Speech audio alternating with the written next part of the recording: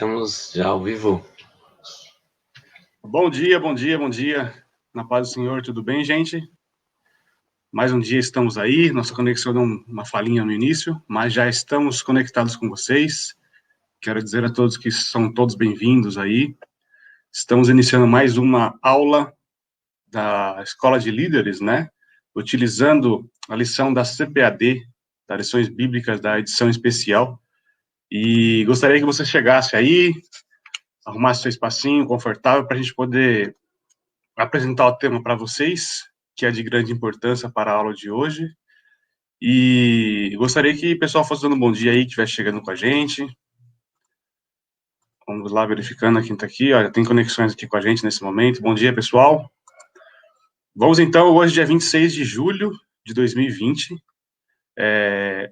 A aula de hoje fala sobre a construção do templo enfrentou a oposição. Veremos que essa aula tem um material bastante interessante que podemos trazer para os dias de hoje. É a lição de número 4 da nossa revista.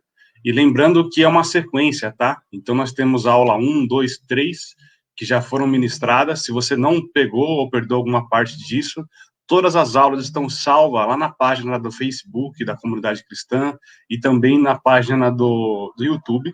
Você pode acessar em qualquer momento. É legal participar ao vivo, que aqui nós tiramos dúvidas, respondemos questionamentos, mas se você perdeu alguma dessas, você pode buscar lá nesses links que eu falei para vocês.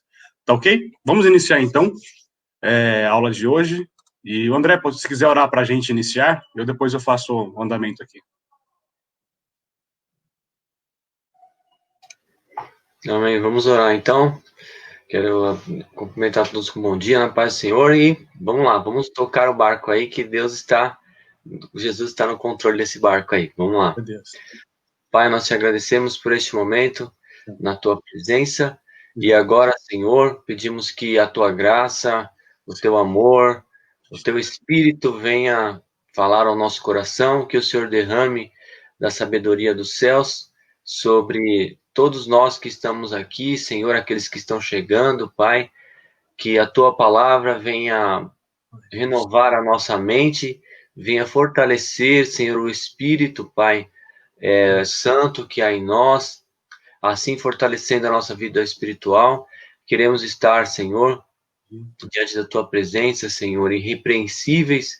Por isso nós precisamos da tua palavra, precisamos aprender da tua palavra para edificar a nossa fé, para fortalecer, Senhor, a nossa vida espiritual, para que possamos enfrentar, Senhor, as circunstâncias do dia a dia, Pai, e assim ter paz, e assim vencer, e assim conquistar, Senhor, a vida, Senhor, conquistar, Senhor, conhecimento, tudo aquilo que agrega, Senhor, para nos aproximar mais de Ti. Conquistar, Senhor, o Teu reino, Pai, para as nossas vidas. Em nome de Jesus, Senhor, abençoa esta lição de hoje, Pai, que seja de grande valia, Senhor, de conhecimento para todos nós, e libera a Tua bênção para esse dia. Nós te agradecemos, nós oramos em nome do Senhor Jesus. Amém. Então, vamos aqui iniciar a nossa lição, mas antes queria falar só um pouquinho para vocês não percam o culto dessa noite, que se iniciará às 18 horas. Tem material aí, conteúdo muito maravilhoso que nós temos preparado para vocês. Hoje vai ter umas surpresinhas aí em relação a louvor, vai ter coisas muito legais, então que você possa compartilhar aí com seus amigos, para que eles possam acessar também, participando do culto dessa noite, tá? Que também será uma bênção. Então, retomando então, a lição de número 4, a construção do templo enfrentou oposição, é o tema de hoje. O texto áureo se encontra no livro de Neemias, capítulo 4, verso 6, que diz o seguinte: assim, edificamos o muro, e todo o muro se cerrou até a sua metade, porque o coração do povo se inclinava a trabalhar. Se confiarmos verdadeiramente em Deus, venceremos todas as resistências do maligno. A lição de hoje vai trazer para a gente aí um alerta do que nós precisamos ter em mente, né? O objetivo, o foco que nós temos. Se estamos seguindo o plano que Deus traçou, Nós precisamos nos manter no foco, tirando todas as distrações, e mesmo quando há alguma oposição que queira nos fazer parar, é importante estarmos em alerta, ouvindo a voz do Espírito Santo e seguindo o caminho que Deus nos traçou. Então, vai ser uma aula bastante reflexiva para a gente aí, para a gente conseguir se atentar e trazer para nossos dias atuais, ok? A leitura da Bíblia em classe está no livro de Esdras, capítulo 4, versos 7, 9, 11 ao 13, 15, 16 e de 21 a 24. Vai narrar um pouquinho da história, mais uma vez, do povo de Israel, e vocês não vão entender no início, mas depois a gente vai conseguir trazer com clareza, diminuindo cada um desses itens, tá? Então, vou narrar para vocês a história. E nos dias de Artaxerxes, escreveu Bislão, Mitridate, Tabel e outros da sua companhia a Artaxerxes, rei da Pérsia. Eles escreveram uma carta, tá? Todas essas pessoas que eu citei. São nomes bonitos, para a gente poder frisar aqui. E a carta que eles mandaram para o rei da Pérsia estava escrita em caracteres aramaicos e na língua siríaca. Então escreveu Reum, o chanceler, e Sinsai, o escrivão, e os outros da sua companhia, dinaístas e afarsaquistas, terpelistas, afarcistas, arquivistas, babilônios, susanquistas, deavitas e lamitas. São todos povos, intitulados nome de povos, né, que participaram dessa carta que foi enviada a Artaxerxes, rei da Pérsia. Certo? Este, pois, é o teor da carta que eu vou narrar para vocês, ao rei Artaxerxes. Teus servos, os homens daquém do rio, e em tal tempo, saiba o rei que os judeus que subiram de ti vieram a nós de Jerusalém, e edificam aquela rebelde e malvada cidade. Olha a narrativa. Aquela rebelde e malvada cidade. E vão restaurando os seus muros, e reparando os seus fundamentos. Aí eles já vieram com uma afronta. Agora, saiba o rei que se aquela cidade se reedificar, estão falando aqui da reestruturação da cidade de Jerusalém, e os muros restaurarem, eles não pagarão os direitos, os tributos e as rendas, e assim se danificará a fazenda dos reis. Estão dizendo que se o povo restaurasse a cidade que havia sido destruída, a partir de então eles deixariam de pagar os impostos devidos. Mas tudo calúnias, tudo levantamentos aí, oponentes ao povo de Deus. Para que se busque no livro das crônicas de teus pais, e então acharás no livro das crônicas, e saberás que aquela foi uma cidade rebelde, e da nossa aos reis e províncias, e que nela houve rebelião em tempos antigos, pelo que foi aquela cidade destruída. Nós, pois, fazemos notório ao rei que se aquela cidade se reedificar, e se os muros se restaurarem, desta maneira não terás porção alguma desta banda do rio. Agora, pois, dai ordem para que aqueles homens parem, a fim de que não se edifique aquela cidade, até que se dê uma ordem por mim. E guardai-vos de cometer erro nisso. Por que cresceria o dano para o prejuízo dos reis? Então, depois que a cópia da carta do rei Artaxerxes se leu perante Reum e Sinsai, o escrivão, e seus companheiros, apressadamente foram eles a Jerusalém, aos judeus, e impediram a força de braço, e com violência. Então, cessou a obra da casa de Deus, que estava em Jerusalém, e cessou até ao ano segundo do rei Dário, rei da Pérsia. É um texto, assim, se nós lermos sem o contexto, de repente não fica tão claro para vocês. Mas eu gostaria de deixar bem claro que nas lições anteriores, quem não pegou pode retornar e assistir as aulas anteriores, fala o seguinte, que o rei Ciro, usado por Deus, determinou que o povo de Israel retornasse para a sua cidade, e ali levantasse os muros da cidade, reerguesse a cidade ali, como promessa divina de Deus, né, ao povo de Israel. E aí, o pessoal que estava ali se infiltrando no meio do povo, viu que aquilo não seria bom para eles, porque o temido, né, Deus Israel, estava reerguendo a cidade, e eles já venceram tantos outros povos, e aquilo poderia ser realmente, mais uma vez, uma derrota para eles, para os povos vizinhos, né? Então, é isso que nós queremos trazer para vocês na aplicação de hoje. Então, mostrar que a nossa confiança em Deus nos faz vencer as resistências do maligno. Repito, a nossa confiança em Deus nos faz vencer. E o contrário também é verdadeiro. E aqui vocês vão ver o que aconteceu, tá? Bom, já narrei a história para vocês. Vou trazer o seguinte, ó. O altar havia sido restaurado. A festa dos tabernáculos celebrada, tudo em glorificação a Deus pela liberação do povo retornar à cidade. E o holocausto contínuo estava sendo oferecido cada dia, conforme o rito.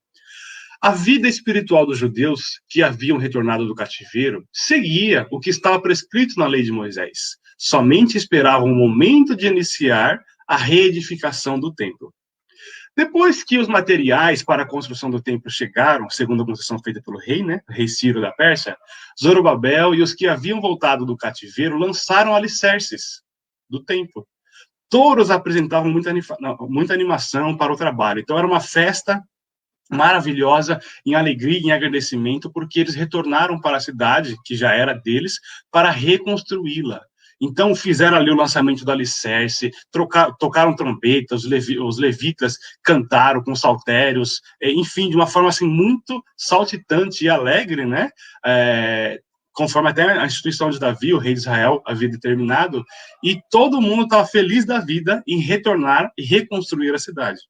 Todos os que assistiram o lançamento dos alicerces expressaram seu sentimento com grande júbilo, que as suas vozes ouviam de muito longe. Imagina a alegria deles.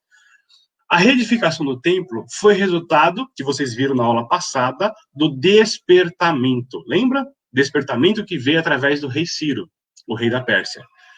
Lembramos também que o despertamento pentecostal, aqui no nosso país, trazendo para hoje, né, aqui no Brasil, ele se deu em 1911. Então, a igreja foi renovada, foi algo maravilhoso de se ver, né?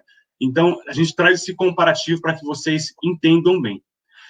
E esse é o tópico 1 para a gente inicialmente trazer, né? Então, só destaque de alguns pontos. O Espírito Santo quer salientar que Jesus em pessoa quer edificar a sua igreja. E ele o faz conforme a palavra de Deus. O Espírito Santo quer gerar um sentimento de reverência pela igreja do Senhor, que é a morada de Deus.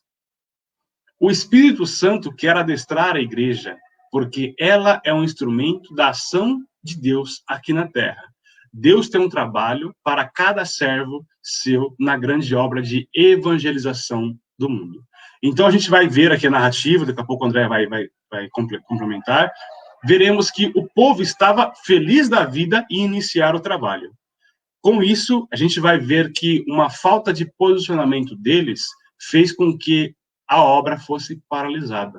E volto mais uma vez dizendo que é interessante vocês trazerem isso para a vida de vocês. Quando vocês têm uma determinação, inclusive vai ser o tema da ministração de hoje, uma determinação em seguir, de atingir o seu objetivo, você deve se focar, tirar as distrações, os ruídos de quem quer que seja, de qualquer vizinho ali que julga ser seu amigo, mas está tirando você do propósito, do caminho, assim como vocês verão que foi tirado as pessoas aqui de reconstruir a cidade.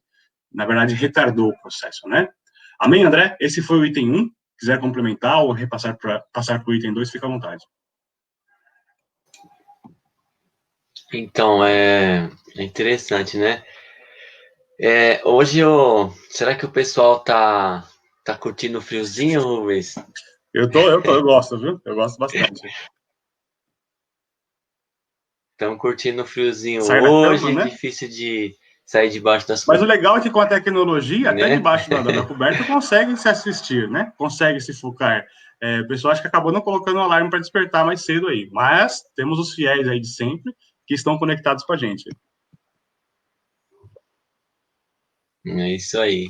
Porque é uma questão bem importante, assim, a gente percebe que essa lição de hoje, ela traz uma exortação muito forte para o povo de Deus, né? Para a igreja, para mim e para você, né? A gente que fala aqui somos os primeiros a receber aquilo que Deus tem, né? E depois é transmitido para a igreja, para toda a igreja.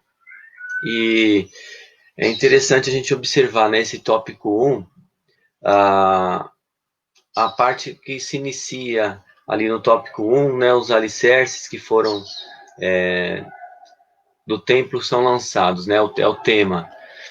Sabe o que é interessante? Porque a gente está falando de reconstrução, né? E eu vejo que essa revista em si, aquilo que a gente está aprendendo, é muito valiosa. Por quê? Porque ela é específica de um ensinamento para um tempo de crise, porque o povo de Israel viveu esse tempo de crise, e hoje nós estamos passando por um tempo de crise, e a gente percebe que sempre, quando estamos vivenciando uma situação dessa natureza, a gente está recebendo uma oportunidade para crescer, uma oportunidade para ser fortalecido pela mão de Deus, para permitir Deus agir. E a gente vê, como a gente já está falando em todas as lições anteriores, sobre esse despertamento, né? Então, uma questão que a gente observa hoje é que esse despertamento ele traz, como a gente tinha falado, a restauração do altar, né? Então, vamos pensar, o povo de Israel já tinha restaurado o altar, e agora eles estavam já lançando os alicerces do templo, né? Isso para nós mostra o quê? Que no tempo de despertamento é um tempo para fortalecer as bases espirituais, né? Então hoje nós precisamos buscar esse fortalecimento espiritual, sabe? Através da palavra de Deus, rever onde está firmado o nosso alicerce espiritual e como que ele está fundamentado, se ele está firme, forte, seguro na rocha, né? Então, esse despertamento, ele traz para nós também essa questão, para a gente buscar um fortalecimento do alicerce. E se, de repente, esse alicerce ele não foi lançado, lançar as bases desse alicerce sobre a palavra de Deus, né? E aí a gente começa a ver, né? Vamos entrar no tópico 1, a gente observando que o povo de Deus ele tinha colocado a sua vida espiritual no eixo. Aí o que acontece? Veio, diante daquilo que tinha sido proposto para Deus, veio a oposição. E aí a gente observa que o povo de Israel, ele acabou sofrendo um enfrentamento ali, por conta dessa situação, que nós vamos falar no tópico 2. Mas o que eu quero frisar é que, assim, diante desse alicerce, diante dessa atividade que a gente vai desenvolvendo espiritualmente, a gente percebe que Jesus, ele quer edificar a sua igreja, ele quer fortalecer a sua igreja, ele quer trazer um comportamento de reverência, de temor, de relevância para o corpo, né, para a igreja, e fazendo com que nós, individualmente, comecemos a pensar no coletivo. O que eu quero dizer? Eu quero ver se para vocês faz sentido, para vocês conseguem entender desse ponto, dessa exortação que Deus traz para nós na manhã de hoje. Deus, ele quer construir uma igreja ativa, uma igreja que é um instrumento da ação de Deus aqui na Terra. E como que isso acontece? Acontece quando o corpo ele está engajado, quando o corpo ele está, com uma saúde perfeita. E como que acontece isso? É quando eu e você edificamos o nosso altar, é quando eu e você fortalecemos os alicerces da nossa vida espiritual, trazendo para nós, para dentro de nós, as verdades da palavra de Deus, tendo uma consciência pura, santa, na presença de Deus, e aí a gente está apto para ver o coletivo, trabalhar dentro da igreja, dentro do seu ministério, fortalecendo o ministério e sendo facilitadores da obra de Deus. Aí o que acontece, Rubens? Eu vou me prolongar um pouquinho mais para eu tentar explicar melhor isso, tá? O que acontece? Vamos pensar assim na vida espiritual. Existe uma vida espiritual coletiva e existe uma vida espiritual individual. Tudo começa no individual. Eu tenho que ser bem resolvido espiritualmente para poder ser um facilitador na obra de Deus. Eu preciso entender o meu chamado, eu preciso entender qual é a minha, como que eu posso dizer, a minha parte no que me cabe para trazer um fortalecimento para o coletivo. Então, eu estando bem resolvido individualmente, aí agora eu tenho que partir para onde? Para o coletivo, para o corpo. Porque agora eu vou trazer uma elucidação, um exemplo.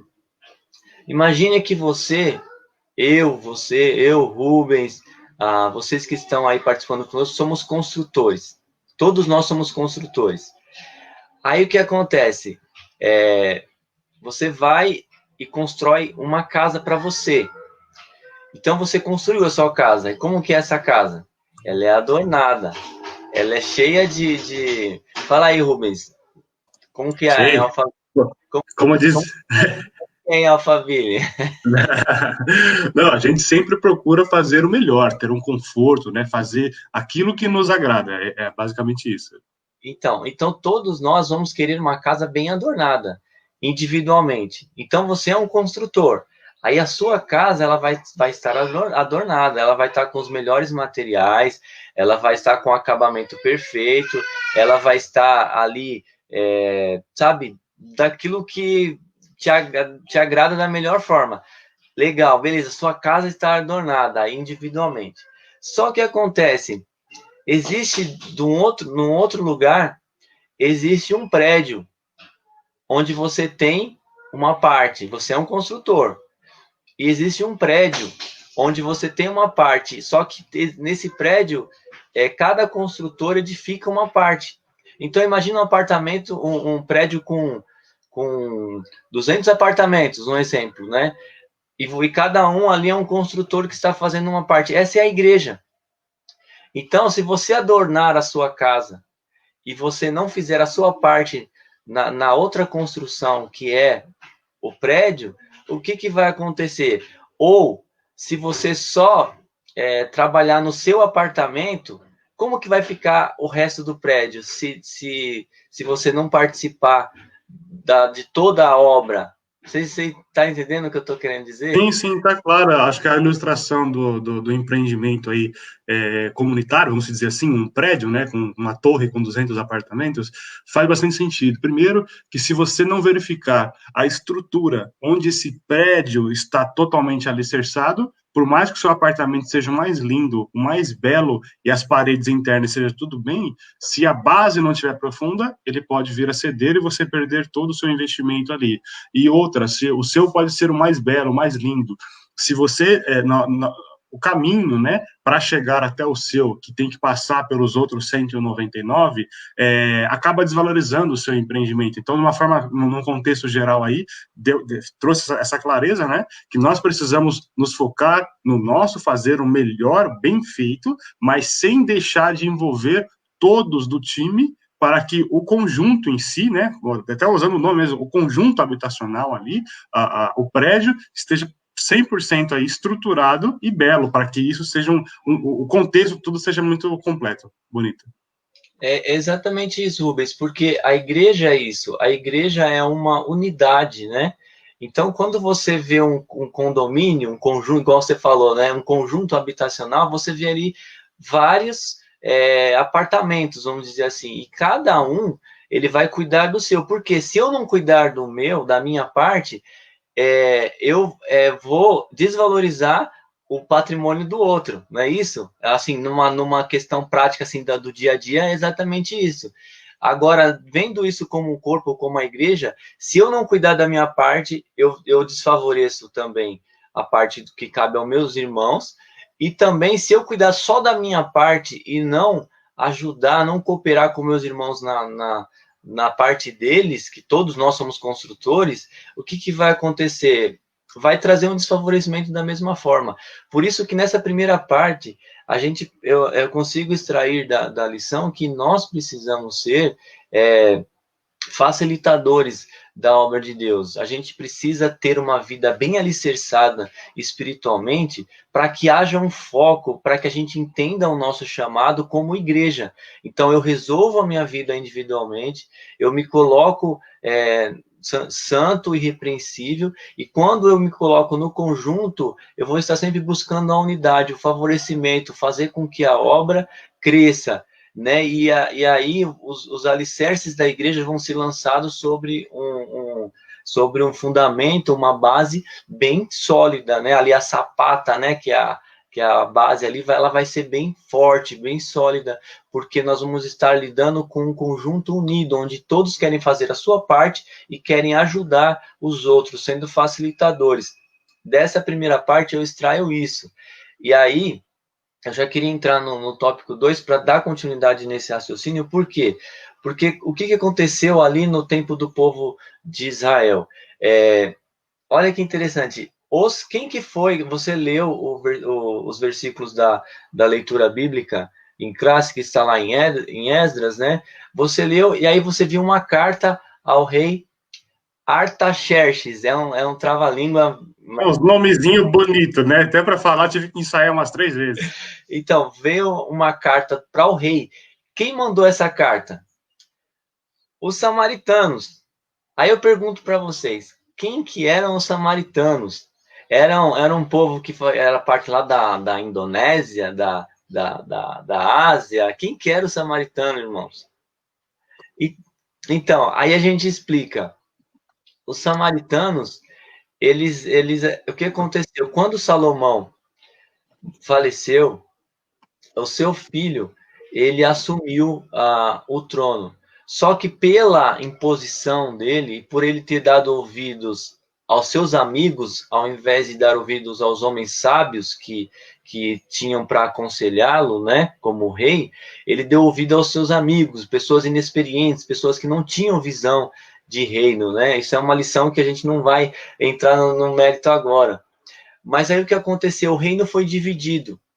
O reino de Israel, as 12 tribos de Israel foram divididas em 2 reinos, o reino do norte e o reino do sul. O reino do sul manteve o padrão de Davi. O reino do sul era composto da tribo de Judá e Benjamim.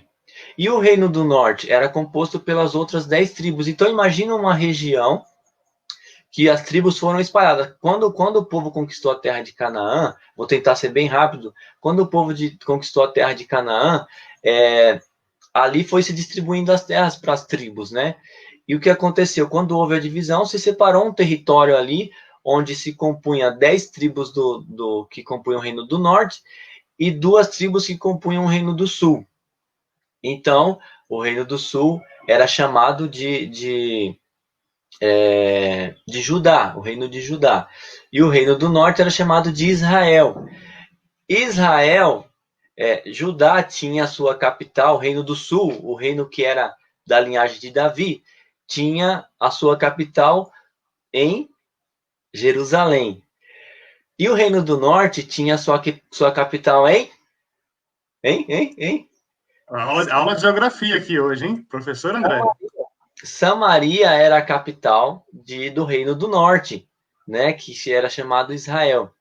E o que aconteceu? Pela desobediência do povo de Israel, do reino do norte, ele foi massacrado, ele foi ali dominado por povos, e ali foi havendo uma mistura, né? Então, quem que eram os samaritanos? Era o próprio povo de Israel que fazia parte do reino do norte, que desde essa... A gente vai falar um pouquinho mais para frente, vou explicar melhor por que os samaritanos e os judeus não se davam, né? Lembra que Jesus foi falar com a mulher samaritana lá, e ela falou a primeira coisa: Eu No sou dia que samaritano. você vem falar comigo, sou samaritano, né? Os povos não se misturavam. Então, exatamente isso. Então, quem que fez a oposição? Os samaritanos, né? Que faziam parte do povo de Israel, só que eram do reino do norte. E aí, Rubens, a gente estava falando de facilitação, de obra, de edificação, de unidade, desse despertamento, desse fortalecimento do corpo através do fortalecimento individual. E aí o que acontece? Quando a gente tem um ministério, tem uma igreja atuante, sempre vão haver oposições a isso. Qual é a primeira oposição que acontece contra o povo de Deus?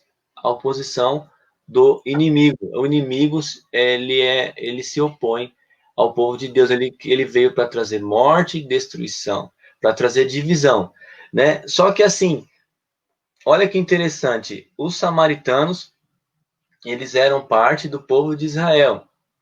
Tem alguns detalhes que a gente vai falar mais para frente. Mas trazendo isso para os nossos dias de hoje, quem são os samaritanos? Aí que está uma questão assim que vem uma exortação muito forte para nós. Quem são os samaritanos? Os samaritanos, eles estão dentro da igreja. Muitas vezes eu e você estamos nos comportando como samaritanos. Nossa, isso é pesado, e é pesado mesmo. Por quê? Os samaritanos, eles são aquelas pessoas, eu fiz aqui para não esquecer que a nossa mente ela é falha, né? Eu fiz aqui uma lista, pequena lista do que representa os samaritanos para o povo de Deus nos dias de hoje. Então você pega lá os samaritanos dentro da igreja. Quem são? São aqueles críticos que eles não recebem aquilo que se faz, mas eles criticam tudo o que se faz. Eles sempre têm uma opinião crítica, e muitas vezes uma crítica dura, uma crítica que vem até para destruir, para, sabe, dividir, né? Os samaritanos são sempre aquelas pessoas críticas, que nada está bom, nada que é feito é agradável. Os samaritanos são aqueles que só cooperam quando eles estão à frente de algo. São aqueles que fazem porque eles estão liderando e eles não cooperam com o trabalho dos outros. E geralmente eles nem comparecem. Então, o fulano tá na frente de trabalho tal. Aí ele tá lá, assíduo, mostrando o que faz, mostrando o que é capaz. Mas quando está na mão de outra pessoa, ele não comparece, ele não busca fortalecer. E se ele vai, ele critica o trabalho do outro, né? Então, assim, os samaritanos, eles são individualistas. Eles atuam somente naquilo que eles estão à frente, porque eles querem mostrar que eles podem fazer algo melhor. E isso gera uma competição muito grande dentro da igreja, né? Eles são aqueles que nunca têm tempo para participar das atividades em que envolvem outras pessoas, eles nunca têm tempo para se envolver, eles só se envolvem naquilo que eles estão à frente. Eles resistem, são aqueles que eles não têm reverência, né? Quando eles estão quando, por exemplo, alguém vai trazer uma mensagem, vem uma pessoa que eles escolhem, sabe, quem eles vão ouvir, quem eles não vão ouvir. Eles têm uma resistência a Deus, resistindo aos próprios irmãos da igreja. Então, assim, às vezes alguém tá ministrando uma palavra, pede para levantar, eles sentam. Pede para aplaudir, eles cruzam os braços. Pede para cumprimentar o irmão, ele se fecha. Então, são aquelas pessoas que estão sempre resistindo a outras pessoas dentro da igreja, trazendo oposição, fazendo oposição, trazendo crítica, sabe? Sempre tratando as coisas da forma do padrão que tem dentro de si, não tendo empatia, mas praticando sempre o contrário, né? Sempre se colocando de uma forma individualista. E, por fim, as ações dos samaritanos, elas, por ser ações de resistência, ações de críticas, ações de oposição, elas sempre frustram a obra de Deus. Porque muitas vezes os samaritanos eles alcançam posições de liderança. E o que acontece? Eles vão ali estar minando a unidade da igreja. Então, eu e você, irmãos, eu vejo essa palavra como uma exortação muito forte, porque a oposição à construção do templo veio, se você ler a história, veio por uma questão de rebeldia mesmo. Porque Neemias, os samaritanos, eles foram até Neemias para pedir, para ajudarem na reconstrução do templo, e aí o que aconteceu? Neemias disse não. Só que acontece, aí o que aconteceu? Veio a rebeldia. Aí o que eles fizeram? Agora a gente vai, já que a gente não vai participar, a gente vai fazer oposição. A gente vai mandar uma carta para o rei Artaxerxes falando um monte de mentira. E aí nós vamos caluniar o povo, vamos caluniar Neemias e todos aqueles que estão na reconstrução do templo, e aí vamos parar essa obra, porque nós não vamos participar. É como se eles dissessem, se eu não participo, ninguém faz nada, né? E aí o que eles fizeram? Eles mandaram a carta e eles conseguiram travar a obra naquele momento. Mas Deus, A obra foi embargada, né? a obra foi embargada, mas assim, nós não vamos chegar lá agora no desfecho dessa história, porque vão vir outras lições ainda. Mas você percebe o comportamento dos samaritanos, eles eram do próprio povo. Só que acontece, eles não estavam puros.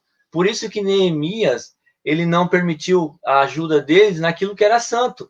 Porque eles eram um povo miscigenado, um povo mestiço, que já tinha permitido, por conta da sua própria rebeldia e por conta das assolações, principalmente dos assírios, eles tinham permitido que se misturassem com os outros povos. Eles adoravam a Deus, mas também adoravam aos outros deuses. Isso é abominação aos olhos de Deus. Então, havia eles não eram um povo puro, o povo samaritano não era um povo puro. Então ele não podia colocar as mãos naquilo que era de Deus, participar da reconstrução do templo. E Neemias, na consciência, diante da palavra de Deus, diante da lei, ele sabia que não podia permitir isso. Então ele não permitiu. E aí o que aconteceu? Eles se levantaram contra Neemias para embargar a obra. Isso revela o que dentro da igreja, pessoas que muitas das vezes se colocam em oposição, pessoas que, sabe, uma das maiores dificuldades que a gente tem, por exemplo, é achar pessoas com o coração assim livre. Você, por exemplo, você quer marcar alguma coisa importante para trazer um fortalecimento para a igreja. Se você for se adequar a cada um, o que acontece? Nunca vai conseguir. Mas se cada um se colocar numa posição de facilitador, as coisas sempre vão se desenvolver. E Pensando no bem comum, né? A gente precisa ter essa consciência, Rubens, irmãos aí que estão participando conosco, que se nós não estamos sendo samaritanos na nossa igreja, no nosso ministério, seja onde você coopera, e nós aqui da comunidade, nós precisamos ser facilitadores.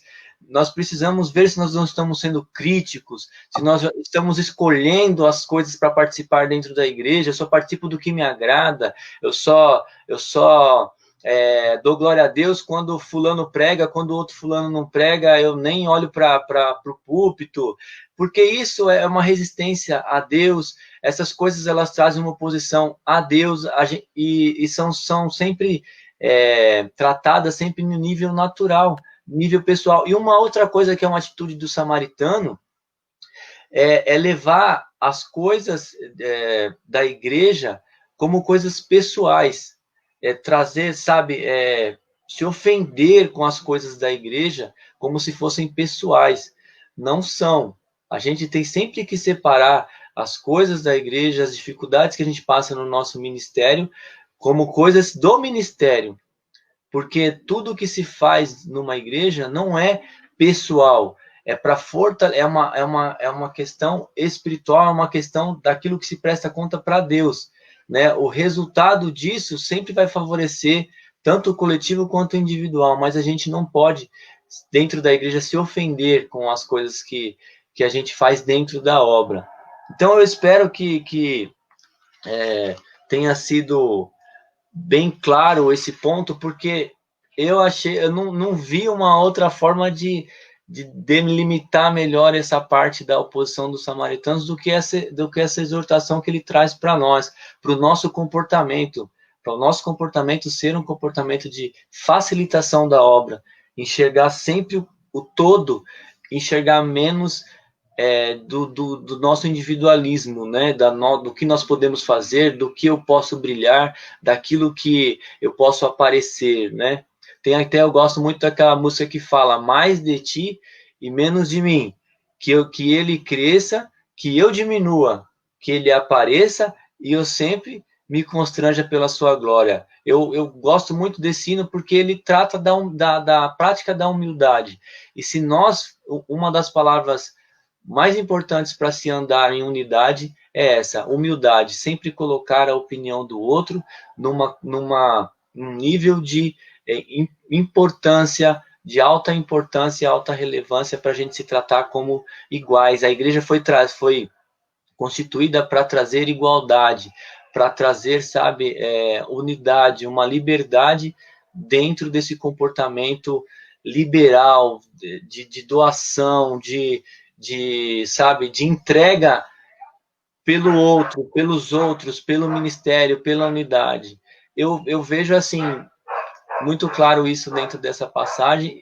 Espero que eu não tenha confundido a cabeça de vocês e que esteja claro aí essa parte. Rubens, se você quiser comentar mais alguma coisa... Eu acho que está claro. Você deveria trazer só o violão e cantar essa música na próxima aula, tá? Acho que ficaria legal.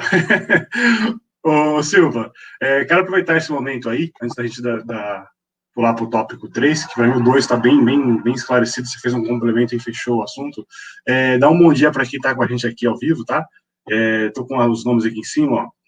Nesse momento, eu já vejo aqui que tem a nossa irmã Tati, a irmã Dora, o Hélio, nosso irmão Keiler, o pastor está aqui, a pastora também, olha que responsabilidade, eles estão assistindo a gente, nossa irmã Ivonete, nossa irmã Conceição, nossa irmã Vera, nossa irmã Iracema, sempre estão conosco também aqui, o Rony, a Evelyn, glória a Deus pela vida de vocês, a Raquel está com a gente também, nossa irmã Lia, a Verônica, saudades de vocês, viu? Muito bom saber que vocês estão com a gente, a nossa irmã Maria do Socorro também está por aqui, nossa irmã Rosa, sempre daqui, nossa irmã Rosa Mangini sempre está com a gente aqui, o pastor Milton também está com a gente nessa manhã, nos acompanhando. Esses são os nomes que eu vi aqui presente, e eu acho muito bacana vocês estarem conosco, né?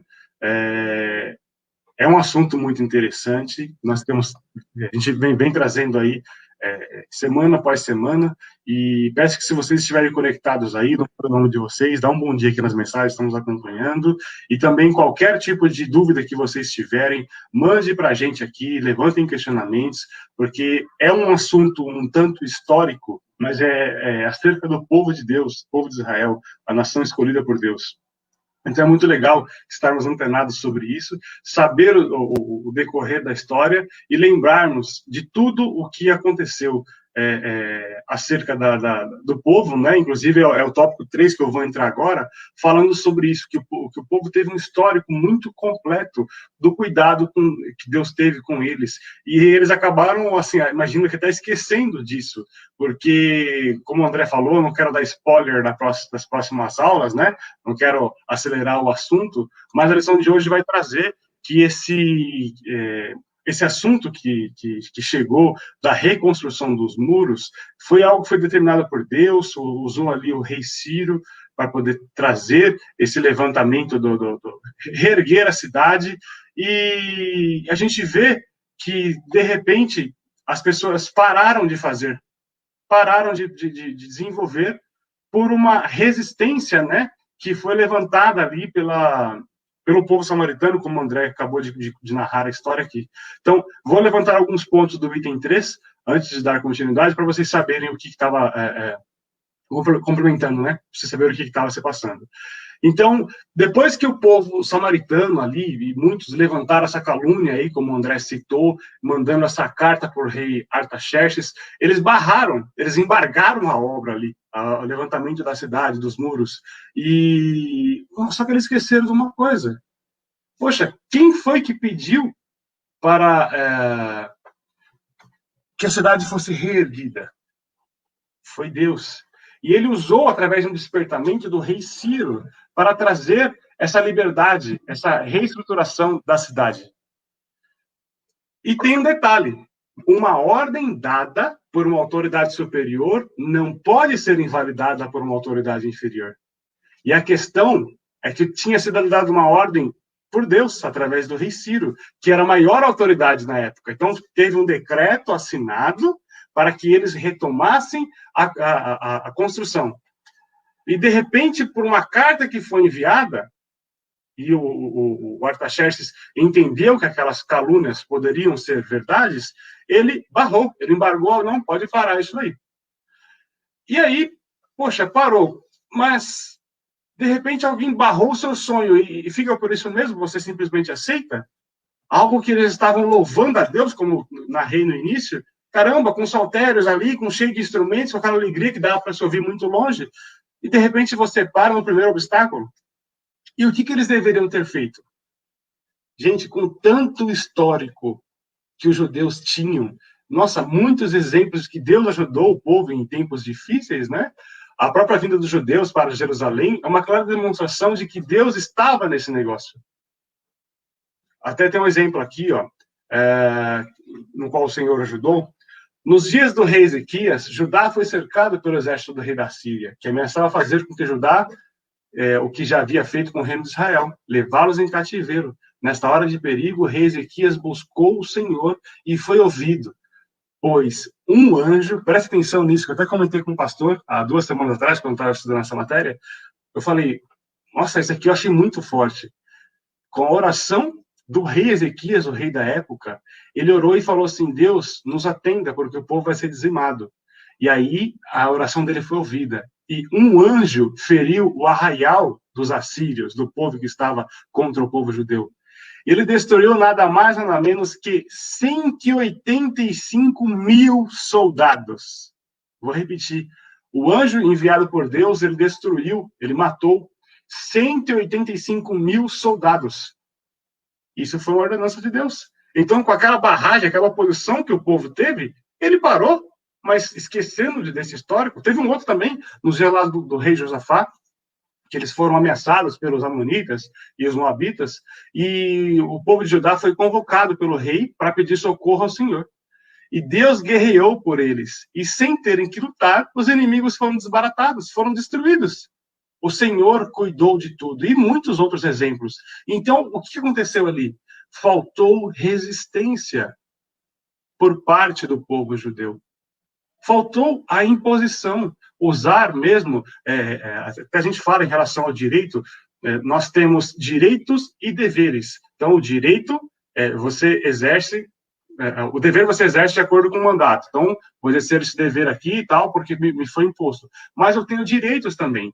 E o povo judeu tinha o direito assinado pelo rei Ciro, de que pudesse reconstruir. Mas aí, quando Artaxerxes, que era inferior na hierarquia, abaixo do rei Ciro, ele manda uma carta e simplesmente o pessoal para a obra.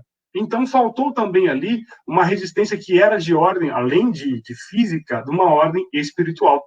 O Zorobabel, o chefe político, né, do povo judeu, ele tinha confiado em sua própria força, lá na narrativa de Zacarias. Quando as suas próprias forças se esgotaram, não tem mais condições de resistir, sentindo-se inteiramente desarmado diante do inimigo. O Josué, o sumo sacerdote e líder religioso do povo, estava com suas vestes manchadas. Esse fato tirou dele toda a autoridade espiritual. Diante do problema causado pelos inimigos, ele não tinha fé para buscar a ajuda de Deus. Uma vez que o mistério da fé é guardado em uma pura consciência. Então, o povo, ele não resistiu à oposição dos inimigos e simplesmente pararam a reconstrução do templo, que era uma ordenança por Deus. Então, a gente vai entender a narrativa aqui, que isso custou muito para eles, porque essa parada que eles tiveram da construção, por conta de uma carta que foi levada lá, nem teve um processo, né, nem se levou à corte para discutir isso, simplesmente boatos que foram levantados e futuras especulações de que o povo não pagaria os impostos e tal, simplesmente parou. Então, essa questão é muito importante nós tomarmos a nossa posição. Nós vemos que precisamos assumir aquela posição que Deus nos colocou e dar andamento à obra de Deus. Então, aqui a gente vai verificar que isso causou um prejuízo de 15 anos. Por conta disso, 15 anos o povo paralisou essa obra da reconstrução do templo. Foi isso, André?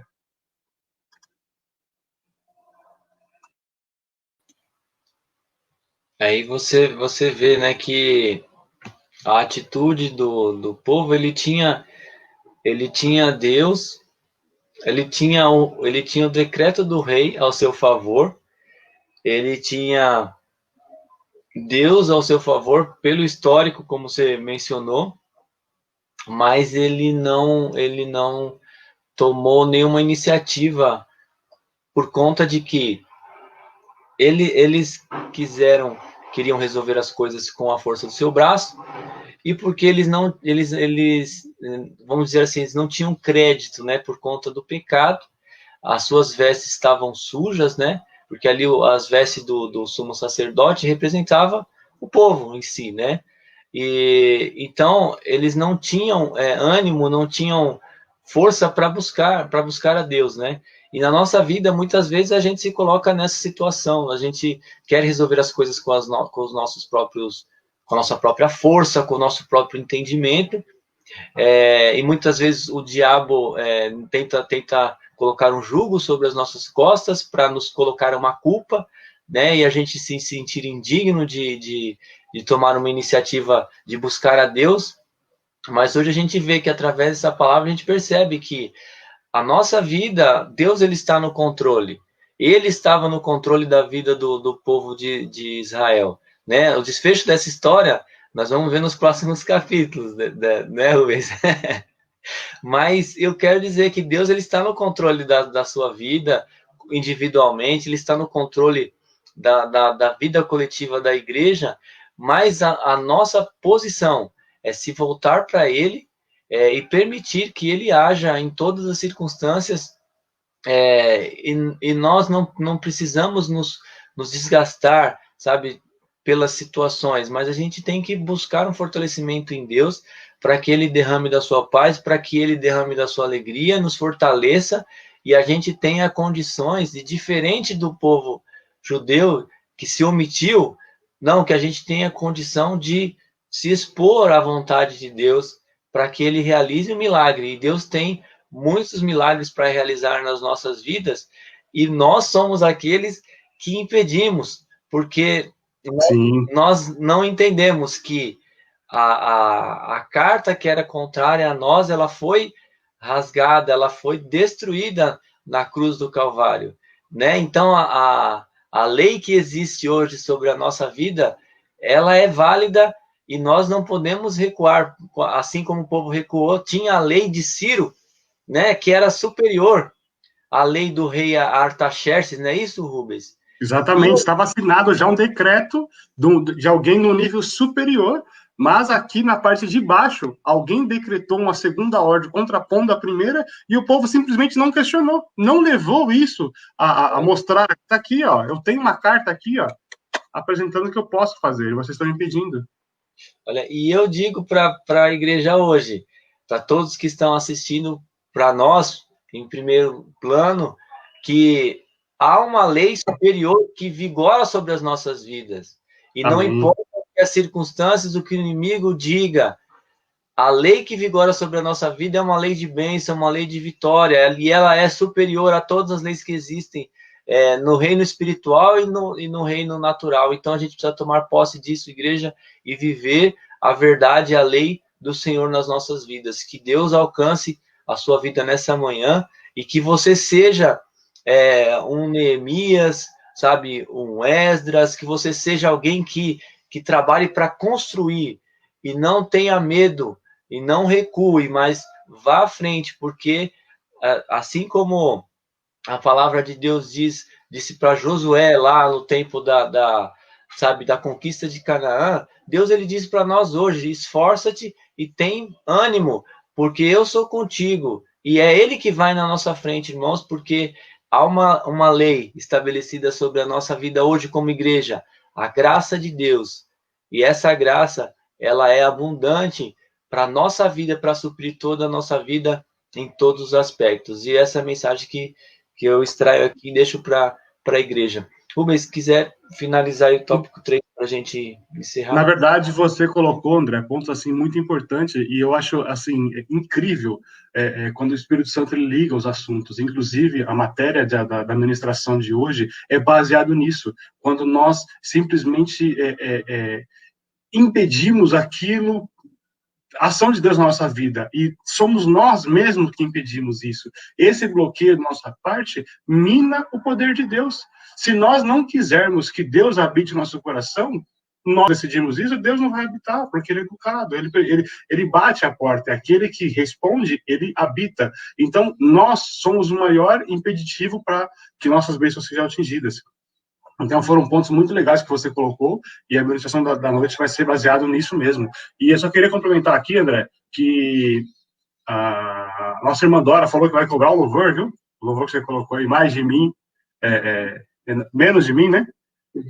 Que ele cresça e que eu diminua. Então, pode preparar esse louvor aí. O pastor corrigiu aqui que Nossa Irmã Maria do Socorro, corrigiu não fez menção, Nossa Irmã Maria do Socorro é Nossa Irmã Glorinha. É que a gente chamar ela por Glória, aí eu vejo o nome Maria de Socorro aqui, eu acabei não sabendo quem era, mas nossa irmã Glorinha, a bênção de Deus aqui, sempre com a gente também, todos os domingos, é um prazer tê-la aqui. E aí, André, o pastor colocou algo aqui que eu queria fazer para você. Ele pediu para que fizesse uma ilustração, um paralelo em relação a isso que nós estamos falando hoje com os pilares da visão de ganhar, consolidar, discipular e enviar. Você consegue fazer esse paralelo aí? Claro, é bem interessante esse ponto aí, é legal, né? Porque assim, a gente fala até, vamos dizer assim, cruzou, né? Coincidiu com a informação que a gente estava falando no começo sobre a edificação da igreja, né? E o nosso trabalho, o trabalho do pastor, o trabalho de um ministério, da liderança, é trazer essa edificação para o povo de Deus, é construir uma grande família, né? E nós somos aqueles trabalhadores dessa obra, somos aqueles que estão construindo, sabe, a igreja, edificando a igreja no nome de Jesus Cristo.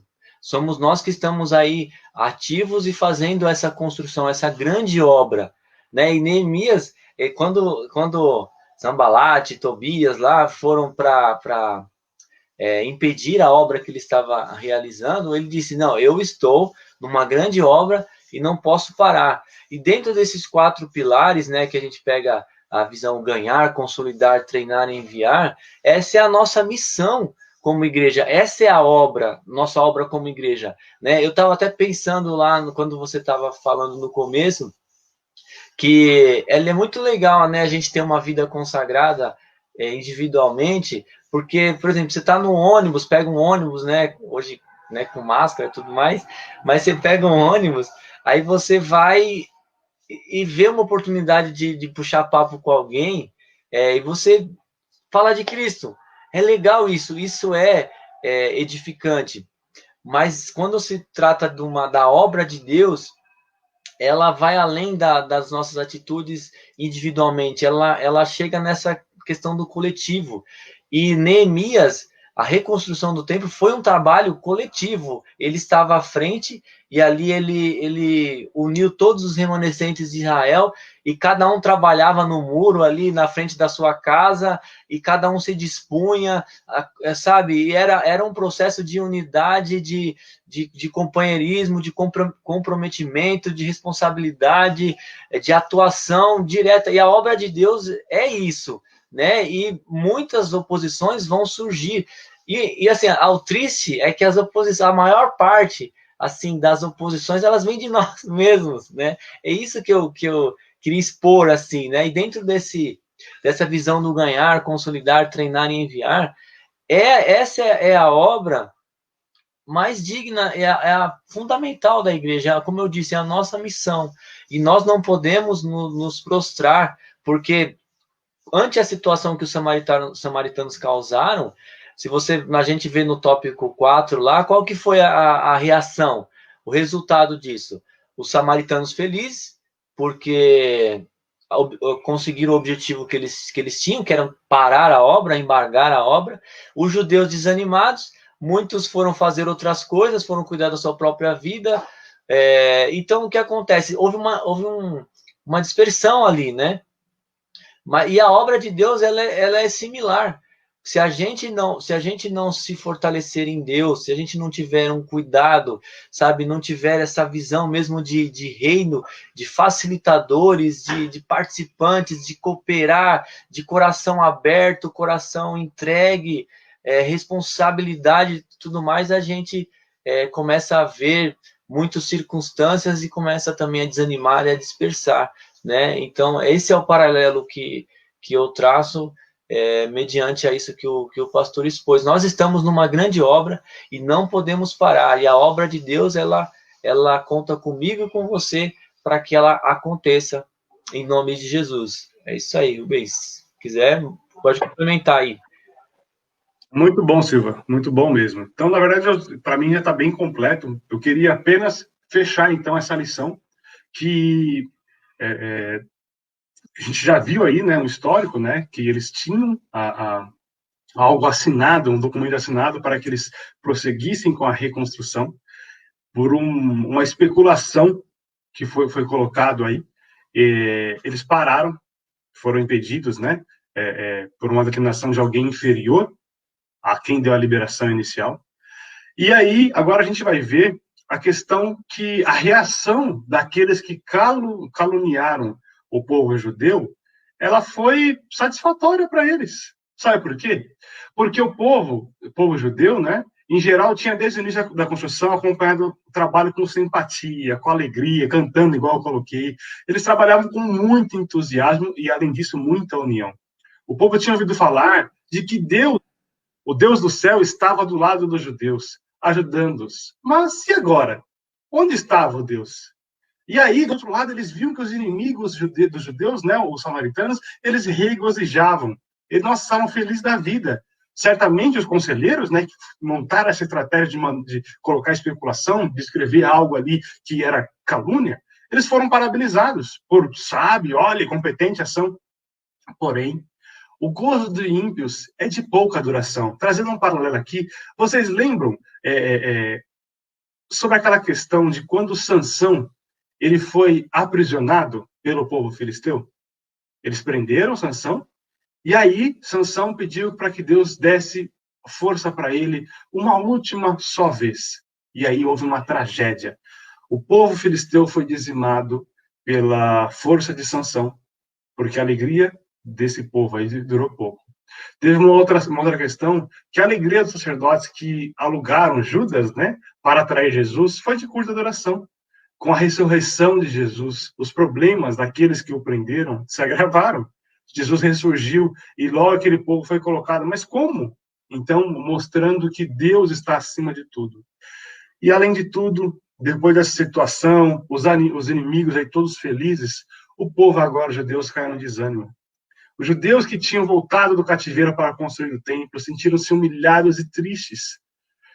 Mas, passado algum tempo, acomodaram-se com a situação e não lutaram. Gente, eles não resistiram. Era algo simples de retomar, de apresentar o documento e falar, ó, tá aqui, ó, minha vitória até ganha. Eu tenho autoridade para continuar. E eles assim não fizeram. Então, eles se deixaram dominar pelo desânimo. O desânimo é uma das mais eficazes armas usadas por Satanás contra nós, os cristãos. Lutemos contra o desânimo em nome de Jesus. Alguns conformaram-se pensando que talvez ainda não era vontade de Deus em construir o templo.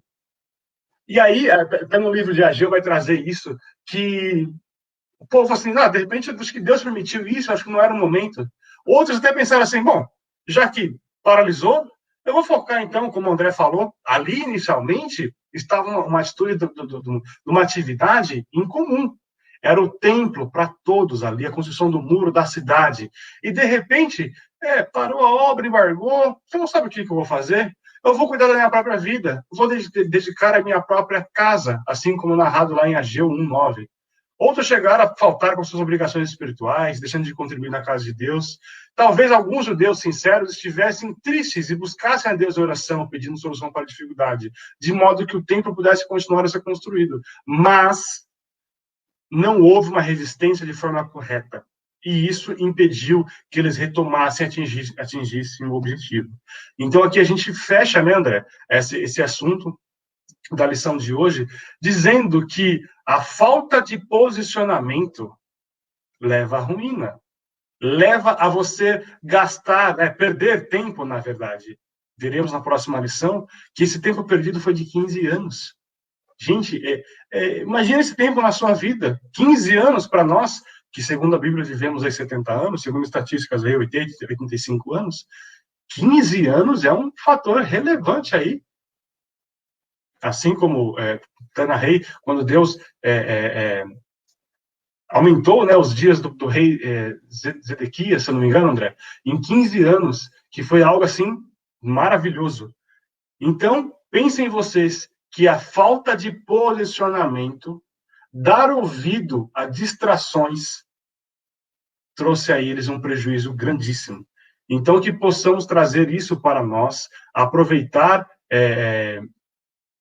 essa força que nós temos, a graça de Deus, que tem usado pessoas, assim como usou o rei da Pérsia, o rei Ciro, para abençoar o povo, que nós possamos realmente aproveitar isso com entusiasmo e seguir. Como eu disse para vocês, na noite de hoje teremos continuidade desse assunto, trazendo mais para o nosso dia a dia. Então, que vocês não percam essa atividade aí, porque é de grande conteúdo, assim, maravilhoso, de grande valia para nós vencermos nos dias de hoje. Em tempos de crise, né, André? Temos que nos posicionar, temos que colocar a autoridade que Deus nos concedeu para avançar em nome de Jesus. É isso aí.